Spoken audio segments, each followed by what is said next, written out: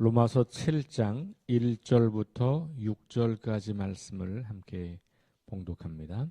형제들아, 내가 법 아는 자들에게 말하노니 너희는 그 법이 사람이 살 동안만 그를 주관하는 줄 알지 못하느냐. 남편 있는 여인이 그 남편 생전에는 법으로 그에게 매인 바 되나 만일 그 남편이 죽으면 남편의 법에서 벗어나느니라.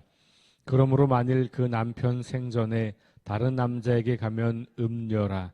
그러나 만일 남편이 죽으면 그 법에서 자유롭게 되나니 다른 남자에게 갈지라도 음녀가 되지 아니하느니라. 그러므로 내 형제들아, 너희도 그리스도의 몸으로 말미암아 율법에 대하여 죽임을 당하였으니 이는 다르니 곧 죽은 자 가운데서 살아나신 이에게 가서 우리가 하나님을 위하여 열매를 맺게 하려 함이라. 우리가 육신에 있을 때에는 율법으로 말미암는 죄의 정욕이 우리 지체 중에 역사하여 우리로 사망을 위하여 열매를 맺게 하였더니 이제는 우리가 얽매였던 것에 대하여 죽었으므로 율법에서 벗어났으나 이러므로 우리가 영의 새로운 것으로 섬길 것이요 율법 조문에 묵은 것으로 아니할지니라. 아멘.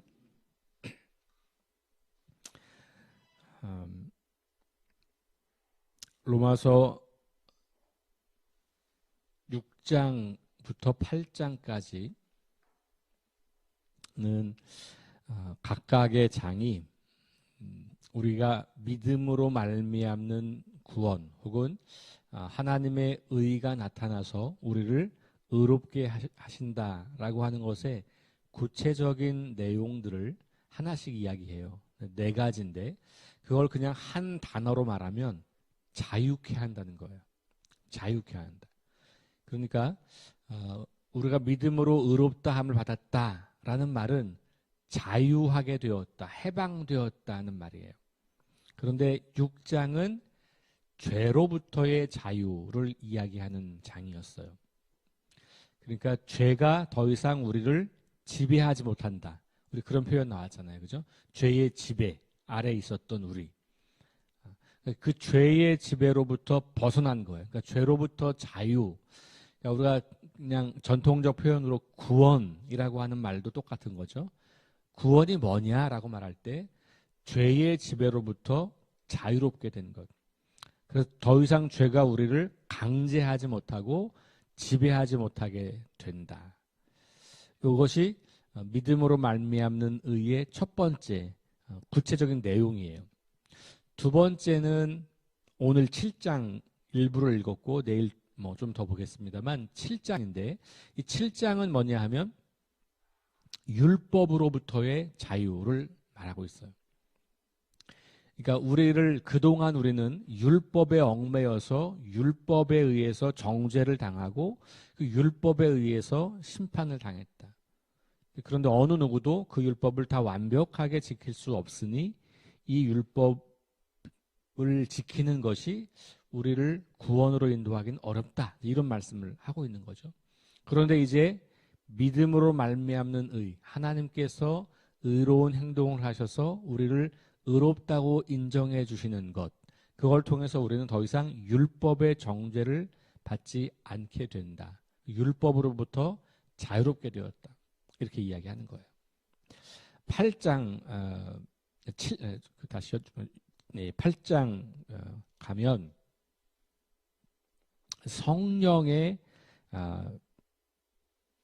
성령 안에서 자유롭게 되었다. 이런 표현을 해요. 성령 안에서 자유롭게 되었다.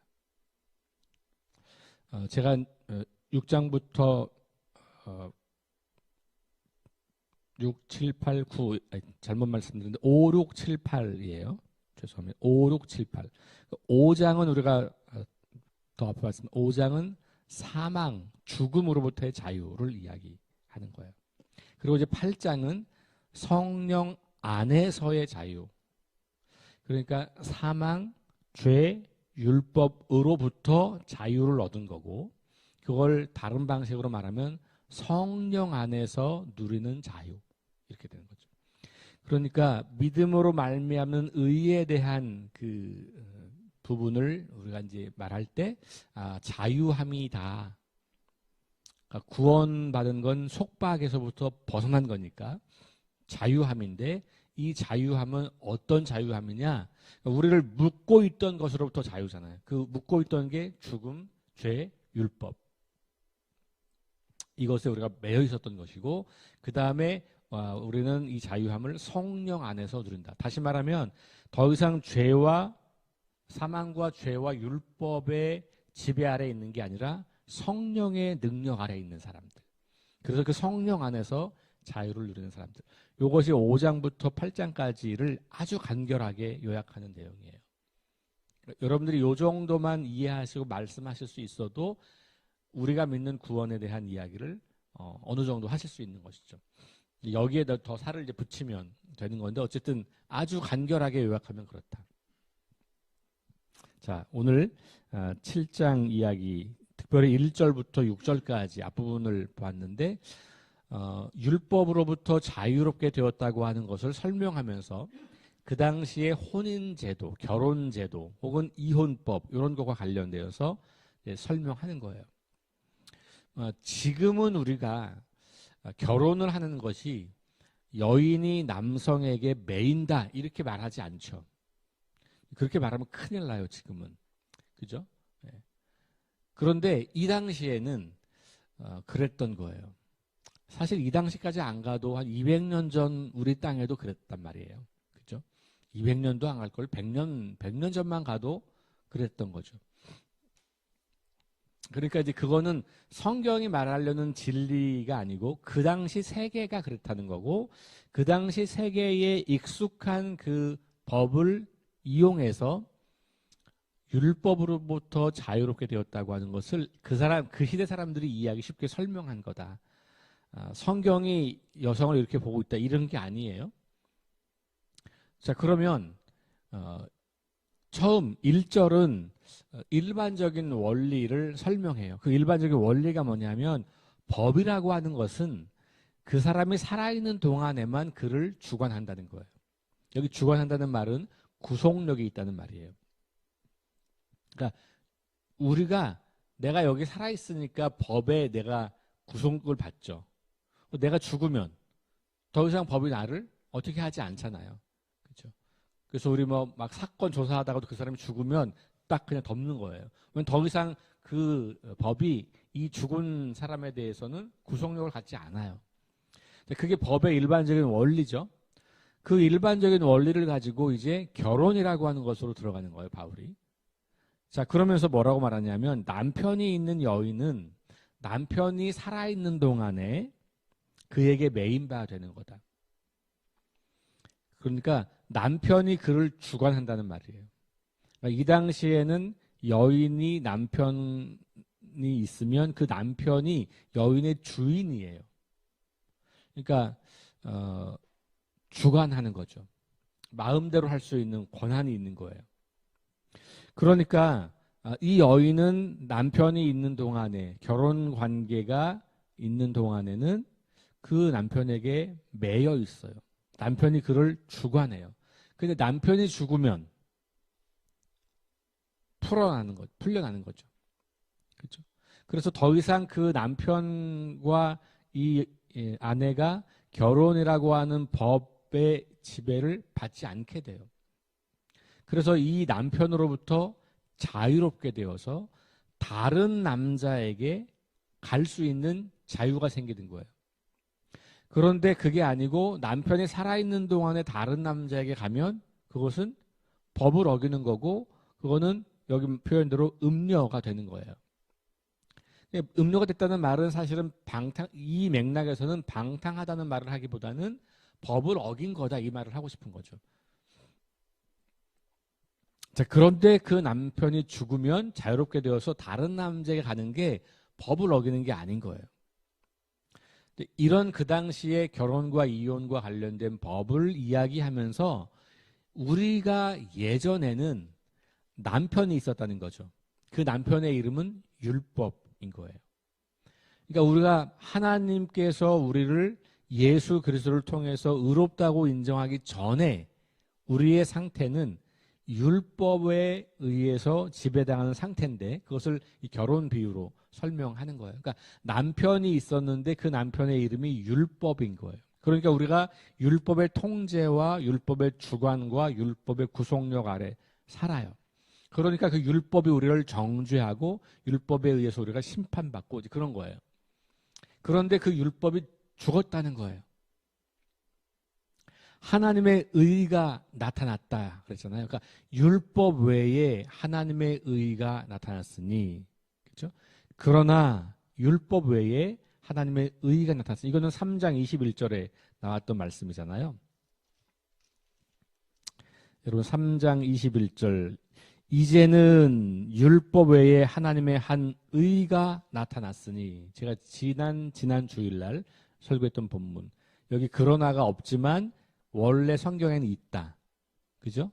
그리고 대부분의 영어 성경에도 그러나라는 접속사가 있고, 우리 지금 이 성경 아니지만 쉬운 번역으로 되어 있는 새 번역이나 이런 성경에도 보면 그러나가 있어요. 그러니까 율법에 의해서 우리가 지배당하고 있었는데, 그래서 그 율법에 의해서 정죄와 심판을 당했는데, 그러나 이제는 율법 외에 다른 의가 나타났다. 그래서 하나님께서 우리를 의롭게 하시는 것은 율법이 아니다 라고 말하면서 예수 그리스도께서 십자가의 죽으심으로 말미암아 일어난 놀라운 일이 사망을 이기신 거고, 죄의 권세를 풀어주신 거고, 율법으로부터 우리를 자유케 하신 거다. 그렇게 연결할 수 있는 거죠. 그러니까 5장, 6장, 7장으로 오면서 사망으로부터의 자유, 죄로부터의 자유, 율법으로부터의 자유를 말하고 있는 거예요. 그러니까 그 우리에게 남편으로 타던 그 율법이 죽었다. 그러면 어떻게 되는 거? 우리가 다른 사람에게로 갈 수 있는 자유가 생기는 거잖아요. 우리가 어디로 가느냐? 어디로 가요? 죽음에서 부활하신 예수 그리스도. 그래서 우리는 그 예수 그리스도께서 우리의 새로운 주인이 되시고, 새로운 남편이 되시고, 새로운 우리의 법이 되는 거예요. 그래서 그분 안에서 우리가 새로운 생명을 누리고 살게 된다. 그래서 이 결혼 관계라고 하는 것을 비유로 해서 그렇게 설명을 해 주고 있는 거예요. 4절 볼까요? 그러므로 내 형제들아 너희도, 이렇게 나오면서 그 방금 위에 남편 여인 이런 얘기를 하고 나서 바로 너희도 그리스도의 몸으로 말미암아 율법에 대하여 죽임을 당하였다. 이 말은 그 전에 율법이 우리를 구속하는 우리의 주인이었다. 그런데 이제 우리가 그리스도의 몸으로 말미암아, 이 말은 그리스도가 죽으심으로 말미암아. 그리스도의 몸은 일단 한번 죽었잖아요. 십자가에 달려 죽으신 그 죽음, 그리스도가 죽을 때 그동안 통용되었던 율법도 함께 죽은 거예요. 그래서 율법에 대하여 죽임을 당한 거예요. 예수님이 죽으심으로 말미암아 율법도 함께 죽었으니 우리가 그리스도와 함께 있다면, 우리 6장으로 말하면 그리스도와 함께 죽었다면, 우리 6장에서 세례 이야기하면서 그리스도와 함께 죽고 함께 산다는 표현이 나왔잖아요. 6장에서는 세례 이야기를 통해서 죽고 사는, 죄에 대해서 죽고 다시 하나님께 대해서 사는 걸 이야기했다면, 7장은 결혼관계의 비유를 통해서 율법에 대하여 죽고 그리스도에 대하여 사는 것을 이야기하는 거예요. 자, 그 뒤에를 읽어보니까 이는 다른 이, 곧 죽은 자 가운데서 살아나신 이에게 가서, 요게 방금 그 위에 나왔던 남편이 죽으면 다른 이에게 갈 수 있다 라고 하는 이야기와 연결되는 거죠. 그 비유를 그대로 사용해서 이제 우리가 그리스도와 함께 율법에 대해서 죽었기 때문에 이제는 율법이 아닌 다른 누군가에게 갈 수 있는 자유가 생긴 거예요. 그래서 우리는 그 자유를 가지고 어디로 가요? 죽은 자 가운데서 살아나신 이에게 가서. 그러니까 그리스도의 몸으로라고 했을 때는 그리스도의 죽으심, 뒤에 다시 나오는 표현은 죽은 자 가운데서 살아나신 그리스도의 부활을 말하는 거죠. 부활하신 주님께로 가서, 이렇게 말하는 거죠. 그래서 우리가 하나님을 위하여 열매를 맺게 하려 함이라. 이렇게 나오죠. 자, 그럼 하나님을 위하여 열매를 맺는다라는 말을 반대로 그 이전으로 가면 우리가 그전에는 율법에 대하여 열매를 맺는 거였는데 그게 결국은 심판과 정죄로 갈 수밖에 없는 귀결이었고, 하나님에 대하여 우리가 이제 열매를 맺는다고 하는 것은 이제 우리가 영생으로 가는 그런 대조를 보여주고 있는 거죠. 5절, 우리가 육신에 있을 때에는 옛날을 말하는 거죠. 그 대조를 다시 정확하게 해요. 율법에 대해서 살아있을 때, 과거, 우리의 회심 이전, 하나님의 의를 우리가 믿음으로 받아들이기 전, 그때 우리는 율법의 아래에 있었던 거죠. 우리가 육신에 있을 때에는 율법으로 말미암는 죄의 정욕이 우리 지체 중에 역사하여 우리로 사망을 위하여 열매를 맺게 하였다. 방금 위에 나왔던 하나님을 위하여 열매를 맺는다는 말과 반대되는 표현이 나온 거죠. 그게 과거에 그랬다는 거예요. 율법에 매여 있을 때 그 율법 때문에 우리가 사망의 열매, 그러니까 율법은 죄를 밝혀내는 거고 그 죄의 결과는 사망, 이렇게 가는 거예요. 그렇죠? 율법이 없으면 죄가 되지 않으니까 그럼 없는 거죠. 그런데 율법이 있으니까 이 율법에 의해서 우리의 행위가 죄라는 게 드러나게 되고 그 죄에 대한 대가로 사망, 이렇게 가는 거예요. 그런데 이제 우리는 율법이 아니라 부활하신 그리스도 안에 있으니까 그 그리스도께서 죽음을 이기시고 율법을 패하시고 이기시고 그리고 새로운 생명으로 이렇게 연결할 수 있는 거죠. 6절 그래서 나오는 겁니다. 이제는 우리가 얽매였던 것에 대하여 죽었으므로, 이게 율법이에요. 율법에서 벗어났으니 같은 걸 반복하는 거죠. 이러므로 우리가 영의 새로운 것으로 섬길 것이요. 영의 새로운 것, 이렇게 표현되어 있는 게 좀 애매한 표현이긴 한데 그 앞으로 말하면 죽은 자 가운데서 살아나신 그리스도라고 볼 수 있겠죠.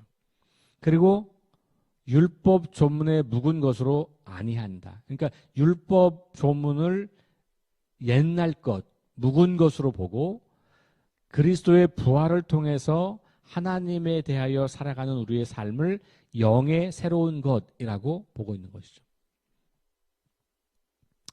그래서 이렇게 결혼 관계를 통해서 우리가 자유함을 얻게 되었고 그 자유함을 가지고 율법이 아닌 새로운 대상에게로 가서 그와 함께 새로운 삶을 살게 된다라고 하는 이야기를 하고 있는 것이죠. 그래서 이 율법으로부터의 자유라고 하는 것을 잘 설명을 하고 있고, 그러면서 우리가 이제는 율법에 대하여가 아니고 그리고 그 율법이 말하는 죄의 정욕으로가 아니고 부활하신 주님과 더불어서 하나님에 대하여 살아가는 열매를 맺는데 그 열매가 6장으로 말하면 거룩함이었어요.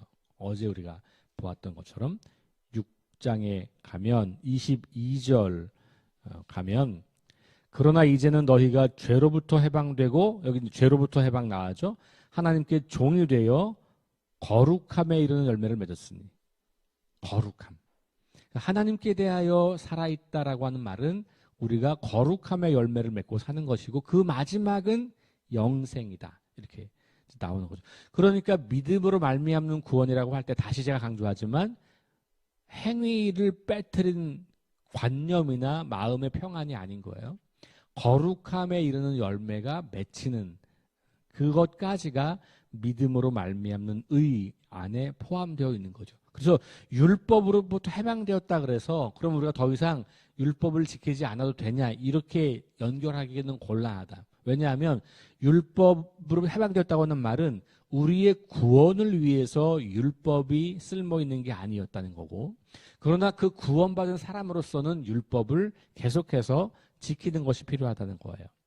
그러니까 그 선후 관계를 헷갈리지 않으시면 될 것 같습니다. 자, 오늘 이 말씀 다시 기억하면서 이제 내가 그리스도 안에서 새로운 생명이 되었고 더 이상 율법이 나를 구속하여 내가 거기 얽매이는, 그래야만 내가 구원을 얻을 수 있다고 믿었던 그런 게 아니고 이제는 율법 말고 다른 하나님, 부활하신 예수 그리스도께서 우리를 구원하시고 우리를 해방하시는 분이라고 하는 것을 기억하고 다시 우리의 믿음을 그분께로, 주님께로 가져가고, 그리고 하나님께 대하여 하나님을 위하여 열매를 맺는 삶. 4절 후반에 나왔던 것처럼 죽은 자 가운데서 살아나신 이에게 가서, 예수 그리스도에게로 가서 우리가 하나님을 위하여 열매를 맺자라고 하는 말씀을 가지고 오늘 하루를 살아가면서 하나님을 위하여 내가 맺을 수 있는 열매를 맺어가는 그런 거룩한 삶을 살아가는 복된 날 될 수 있기를 주의 이름으로 축원합니다. 기도합시다. 하나님 감사합니다. 율법이 우리의 삶을 통제하고 지배하던 시절, 그 율법을 열심히 지키는 걸 통해서 구원에 이르려고 했던 그런 시절이 있었습니다. 그러나 그것이 우리를 구원할 수 없음을 우리가 이제 알게 되었습니다. 왜냐하면 그 율법은 그리스도 안에서 이미 죽었기 때문입니다.